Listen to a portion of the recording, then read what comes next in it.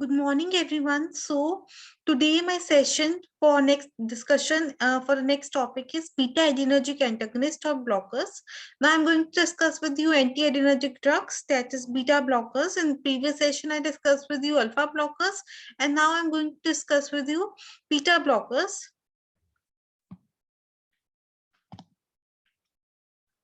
Now, drugs which inhibit the adrenergic response mediated through beta receptors are the beta blockers, and these are competitive antagonists.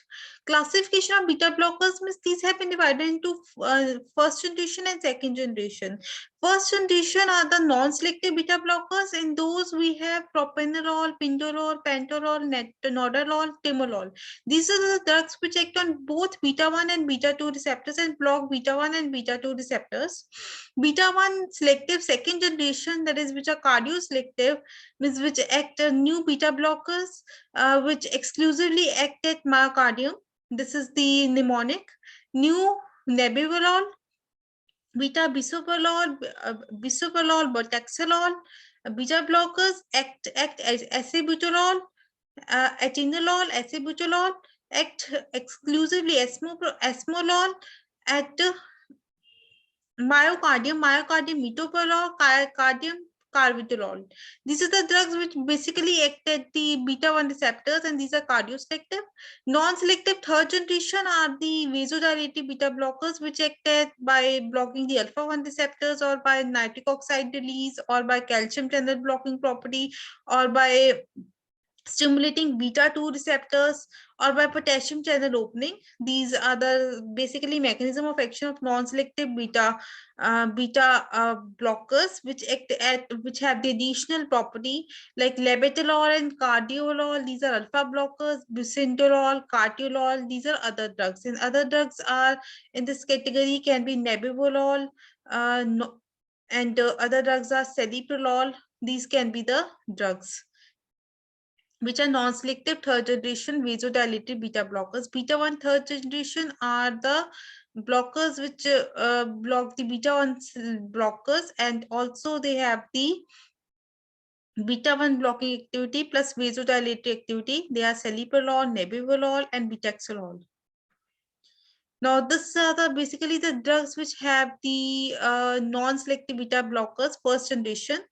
Pindolol is having intrinsic sympathomimetic activity. Intrinsic sympathomimetic activity, by intrinsic sympathomimetic activity, I mean which is having the partial agonistic activity. Partial agonistic activity means they act at beta receptors, they stimulate the beta receptors partially. And membrane stabilizing local anesthetic action is by the propranolol. Means they have the local anesthetic sodium channel blocking property, so we can use the propranolol in the treatment of arrhythmias, and also local anesthetic property can be used in the treatment of glaucoma. Other drugs, they do not have membrane stabilizing and intrinsic sympathomimetic activity, and half-life is given of these drugs. These are non-selective beta blockers. Notalol is the longest acting drug, which is having the longest duration of action. Nadolol, and timolol attacks at the eye in the treatment of open angle glaucoma or angle closure glaucoma. Second generation means which are cardioselective beta 1 blockers. So these can be which act at the new beta blockers act exclusively at myocardium. From that mnemonic, we can select these beta 1 blockers, and acebutolol is having the membrane stabilizing property also, and intrinsic sympathomimetic property also. Means possess partial agonistic activity, possess for pindolol, agonistic acebutolol activity, atenolol, and for partial pindolol, and propranolol for possess. These are the basically mnemonic for intrinsic sympathomimetic activity, and the duration of action is also given. Third generation non-selective cartiolol, carvedilol, labetalol, they have the cartiolol. It has the intrinsic sympathomimetic activity, partial agonistic activity. So these can be used in heart block patients, in the bradycardia to prevent the severe bradycardia. We use these drugs. Carvedilol, it is having the membrane stabilizing property, sodium channel blocking activity, depolarization doesn't occurs, and membrane stabilizing property, local anesthetic action. Metaxalol, celiprolol, these are having the intrinsic sympathomimetic activity and membrane stabilizing activity also. And the shortest acting drug is the esmoprolol, which is metabolized by pseudocholinesterase enzyme. And it is having short duration of action, having action less than 5 minutes. Now, these are the drugs again, beta blockers, vasodilatory properties, alpha-1 blocking, calcium channel blocking, beta-2 stimulating nitric oxide release, or potassium channel opening property are shown by these drugs. Membrane stabilizing means they have the possess membrane stabilizing and local anesthetic property. They have these are the drugs like metoprolol, sotalol. These are the drugs which propranolol, acebutol, carvedilol, alpha-1 and beta-1, that is vasodilatory beta blockers, are the labetalol, carvedilol, bucentolol, and intrinsic sympathomimetic activities by pindolol, atenolol, acebutolol, and atenolol. Propranolol is the prototype drug which I'm going to discuss with you. It's available in oral preparations, plain or sustained release. And CVS is that it decreases the cardiac output and heart rate and force of contraction. It also by blocking the beta-1 receptors, it decreases the cardiac output, heart rate, force of contraction, depresses AV node and SA node activity. Conduction velocity is also reduced. So it is resulting in bradycardia, and cardiac work and oxygen consumption is also reduced. So we can say that it can be used in the treatment of angina also. And synergy of contraction of ventricular fibers disturbed. Blood vessels is that it prevents the beta-2 mediated vasodilatation. So it causes the vasoconstriction. It decreases the cardiac output, decreases the blood pressure, and it decreases the reflex peripheral vasoconstriction, reduce blood flow to the periphery, total peripheral resistance is increased, gradual reduction of both systolic blood pressure and diastolic blood pressure in hypertensive patients. May take a few weeks for peak effects. No effect on the partial hypertension because alpha-1 blockers are not, alpha-1 receptors are not blocked. Antihypertensive action, resistance vessels adapt to reduce cardiac output and total peripheral resistance reduces, decrease beta-mediated noradrenaline release, means they decrease the beta-mediated noradrenaline release and beta-1 mediated renin release, and central action reduces sympathomimetic outflow. This is basically that is why the blood pressure gets reduced, because noradrenaline release, renin release, and reduced sympathetic outflow will lead to its antihypertensive action. Respiration is it will block beta-2 receptors, which causes vasodilatation, so bronchoconstriction can occur. So these are these are contraindicated in patients of asthma and COPD, and so it can. So this is prevented. CNS is no what central effects. It is not having the central effects because these drugs basically they do not cross the blood-brain barrier and they do not act centrally. So no side effects like nightmares, delirium are caused by these drugs basically. Some behavioral changes, forgetfulness, increased dreaming and nightmares are seen by some of the drugs, and they also suppress the anxiety. Local anesthetic action is which is sodium channel blocking activity. Depolarization doesn't occur, so it can be used in the treatment of arrhythmias, and plus in the glaucoma, it has the local anesthetic action. So we can say that it can be used in the treatment of glaucoma also, and it has the local anesthetic action in eye. Skeletal muscles is it inhibits the adrenergic provoked tremors. It inhibits the tremors and action through beta-2 receptors. And it also reduces beta-2 mediated increased blood flow to exercising muscles, means it reduces the exercise capacity also, and they reduce the by reducing beta-2 mediated increased blood flow to exercising muscles. Increase sodium retention, they reduce the BP, reduce renal perfusion, increase in sodium and water retention. Compensatory response may elevate the BP. So that can be sodium retention can lead to elevation of the BP. So we use diuretics with it to prevent sodium retention with the beta blockers. Disturbances in the glucose metabolism is it decreases the glycogenesis and decreases the glucagon secretion. Therefore, people, propranolol administration in insulin-dependent diabetes mellitus, careful monitoring of blood glucose. This causes the glycogenolysis decrease and glucagon decrease, and it also beta-2 receptors are basically responsible for reversal of hypoglycemia. But when beta-2 receptor blocks, the hypoglycemic symptoms occur even in insulin-dependent diabetes mellitus patients. And beta blockers, they attenuate the normal physiological response to hypoglycemia. This physiological response will be attenuated, means decreased by the beta blockers. So tachycardia will not occur and palpitations, tremors, all these symptoms will not come in hypoglycemia. Hypoglycemic symptoms will be masked by the beta blockers. So diabetes mellitus patients, they suffer from intense hypoglycemia without even knowing that they are having the symptoms of hypoglycemia. So that can lead to their fall, their worsening of conditions. Adverse effects are they attenuate the myocardial insufficiency, bradycardia. Bradycardia means they cause at beta 1 receptor blockage, so that can lead to decrease in heart rate. COPD because they cause bronchoconstriction, Prinzmetal's angina because they cause vasoconstriction of the blood vessels and coronary blood vessels. So there will be variant angina exacerbation. Carbohydrate intolerance impaired because they decrease the glycogenolysis and decrease glucagon synthesis, and the lipid profile because they decrease the HDL levels and increase the LDL level. Tiredness, reduce exercise tolerance. They can be reduced exercise tolerance because of less blood supply to the skeletal blood vessels. Cold hand, peripheral vascular disease also gets worsened with it because there will be cold hands and feet because of prolonged vasoconstriction of the blood vessels, cutaneous blood vessels. Male patients may feel sexual distress. Timolol and nadolol is the longest acting drug, and these are used. They have no intrinsic sympathomimetic active or membrane stabilizing activity.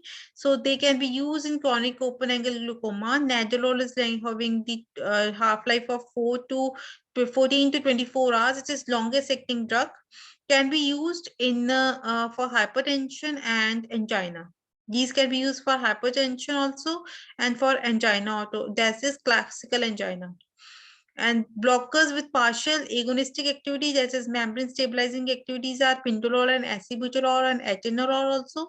So they have the beta 1 stimulatory activity. In beta 1 stimulatory activity, they stimulate beta receptors to which they are bound, yet they inhibit stimulation of more potent endogenous catecholamines. They inhibit the stimulation of catecholamines, but they will stimulate the beta 1 receptors partially. So result is opposing actions must diminish effect on heart rate and cardiac output. Beta blocker without with respect to beta blocker without inducing sympathomimetic, means when the beta blockers are blocked, basically when beta blockers are blocked, beta receptors are blocked by beta 1 blockers. So beta 1 blockers, they block basically 10 to 20% of the all the beta receptors present on heart. Means they will have the, if one beta receptor block produces 10 heart rate, 10 heart rate of 10. So 10 to 20% beta receptors in 100 in 10 receptors will produce 20 heart rate decrease. But some patients, they are sensitive to beta receptors, beta 1 blockers or beta non-selective beta blockers. So they will produce 70 to 80% of the blockade with the action of the beta blockers. So that reduces the heart rate by 80 HR. So we, in those cases, we have to give the we have not to give the sensitive beta blockers, but we should give the beta blockers with intrinsic sympathomimetic activity. So beta blocker, they will reduce 20 HR 10 to 20% beta 1 receptors will be blocked by the intrinsic sympathomimetic activity, and partial agonistic activity at the rest 8 receptors of the beta 8 beta receptors. 8 into 540 heart rate will be produced, so total 60 HR will be produced. So there will be increase in the heart rate in respect to 20 heart rate which was produced by the cell, to 70 to 80% of the reduction of the heart rate by the beta receptors, beta blockers, which are sensitive to beta blockers. So they stimulate beta receptors. So result is opposing actions.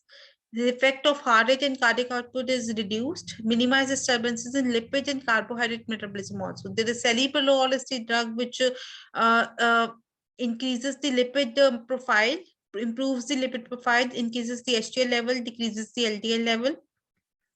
And hypertension with moderate bradycardia uses. When there is moderate bradycardia, we can use these drugs, intrinsic sympathomimetic activity. Valuable in diabetic hypertension also, means they also reverse the hypoglycemic symptoms. And beta 1 blockers, atenolol, metoprolol, esomeprazole, acebutolol, these are beta 1 blockers. So they are given in doses 50 to 100 times less than that which blocks the beta 2 receptors. They may they may eliminate the unwanted bronchoconstriction and vasoconstriction, and the diabetic symptoms also get reduced. So they lower BP in hypertension and increase the exercise tolerance in angina also, because they increase the cardiac work and decrease the cardiac work and decrease the oxygen consumption. So they can be helpful in angina, and they also lower the BP in hypertension. Second generational metoprolol and beta 1 selective metoprolol and atenolol, they are not having the intrinsic sympathomimetic activity and membrane stabilizing activity. They can be used in classical angina treatment, hypertension, in initial treatment of acute MI and mild CHF. Formulations, oral and IV formulations are available. Atenolol, it is not having the sympathomimetic activity and membrane stabilizing activity. Response seen in weeks, efficacious in combination with diuretics, elderly with isolated systolic hypertension. Contraindications are acute MI with heart rate less than 45, and they also cause the heart block beta blockers, so they are avoided in patients of first degree heart block. Systolic blood pressure less than 100 millimeter of the mercury, moderate to severe CHF also, these are contraindicated, this beta 1 selective blockers. Esomeprazole is the shortest acting drug. It's inactivated by pseudocholinesterase activity, and it can act within less than 5 minutes, and little effect on peripheral resistance, pulmonary function, and carbohydrate metabolism.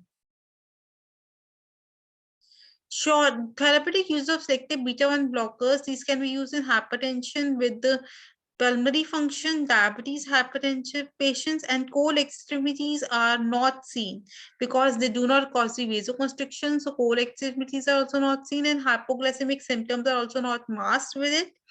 Plus, they do not cause the bradycardia, and they do not cause the bronchoconstriction, do not cause the asthmatic decrease, exacerbation of COPD and asthma. Third generation non-selective beta blockers, they are having the, they cause peripheral vasoconstriction, decrease in BP. They are reversible beta blockers with concurrent alpha 1 blocking. Alpha 1 blocking means they will not cause the vasoconstriction of the blood vessels, and they will cause decrease in BP. And they do not alter the serum or lipid glucose levels, especially in elderly and black hypertensives. And they alternate to hydrolysin in treatment of pregnancy-induced hypertension. We can give the Hydroxyzine and labetalol in pregnancy-induced hypertension. Adverse effects are they block the alpha blockers, so postural and bedtime hypertension can be first dose hypertension can occur, dizziness due to alpha 1 blockade.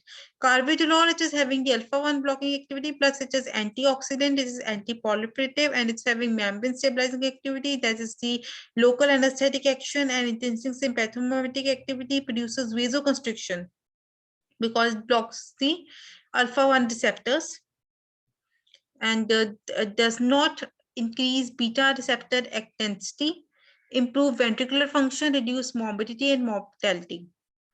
Celiprolol, it is the drug which is the beta-2 agonistic activities having. It's also vasodilator, and it's safe in asthmatic patients, and it's also safe and effective treatment is used in the hypertension and angina. It decreases in heart rate by blocking beta-1 receptors, and does not undergo first-pass metabolism excreted by kidney.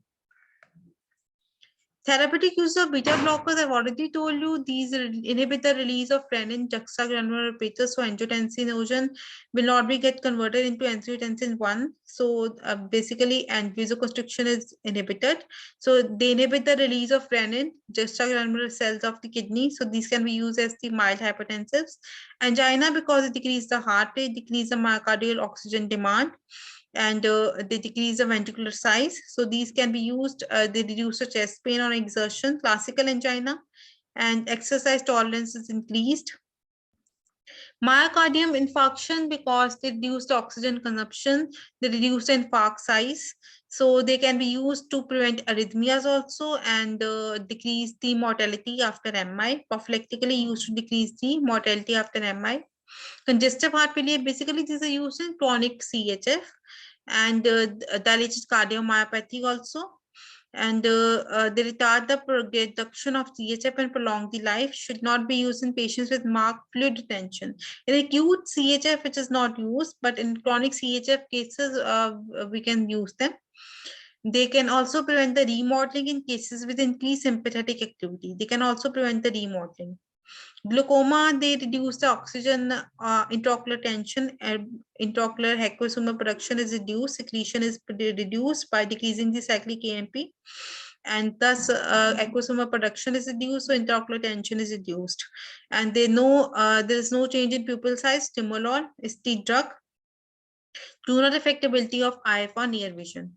Migraine, they cause the vasodilatation of the blood vessels of these vasoconstriction of the blood vessels of the cerebral blood vessels of the brain. So propranolol is one of the most effective drugs in chronic prophylaxis of the migraine. Hypothyroidism, because they inhibit the peripheral conversion of T4 to T3. So the symptoms of hypothyroidism are blunted, like tachycardia, palpitation, tremors, nervousness. In thyroid storm, acute life-saving in protecting from additional cardiac arrhythmias. Other uses are, they also reduce essential tremors, Parkinsonian tremors, and they are used in dissecting aortic aneurysm and anxiety disorders also. Adverse effects, I've already told you, they cause the they can cause bronchoconstriction by worsening the conditions of asthma and COPD. Arrhythmias can be caused, and they may also cause the upregulation of the beta receptors sometimes. So there can be bradycardia, AV block, sick sinus syndrome can occur, and there can be COPD, peripheral vascular disease can occur with these drugs.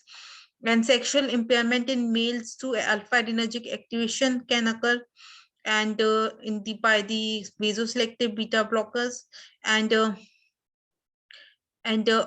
blockers do not affect ejaculation nor internal bladder sphincter function. And disturbance in metabolism can occur. They can worsen the lipid profile, carbohydrate intolerance can occur. Cold extremities, vasoconstriction can occur due to beta-2 mediated blockade of the beta-2 receptors. So vasodilatation can be blocked. So peripheral vasoconstriction can occur, and they are decrease in the patients. Their use is reduced in patients in peripheral vascular disease.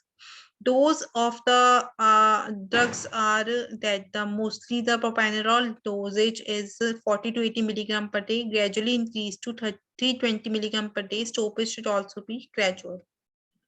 The selection of beta-adrenergic blockers for individual patients means relative affinity for these now non-selective beta blockers or the third generation beta blockers, which are vasoselective beta blockers. They have alpha blocking property also, and beta 1 and beta 2 receptors property also. Intrinsic sympathomimetic are used when we have to increase the heart rate, means more heart rate in beta blocker sensitive patients. There is more decrease in the heart rate, like ATHR is there. So in those cases, we have to use these partial agonistic drugs like celiprolol, pindorol, atenolol. So they will increase the heart rate, thus prevent the AV block or sick sinus syndrome or bradycardia. Severe bradycardia is prevented, cardiac arrest is prevented. Membrane stabilizing activity is when these are the drugs which are used in the treatment of glaucoma. They have the local anesthetic activity.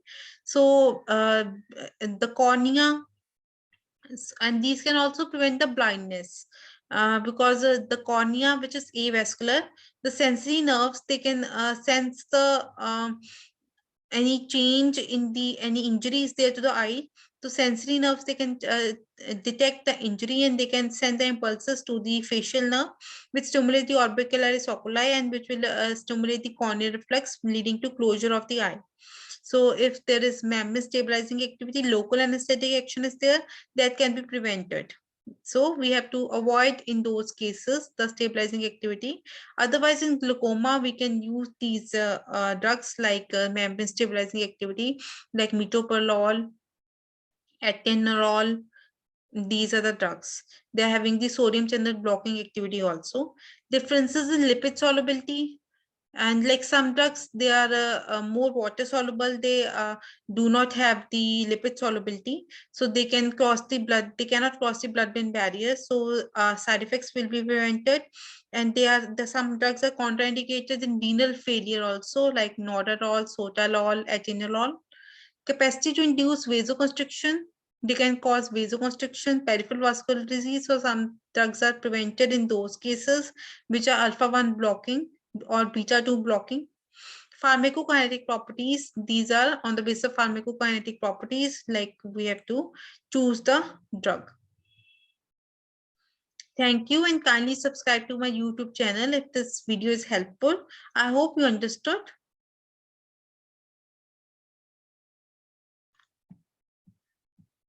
Please subscribe to my YouTube channel if this video is helpful. Thank you.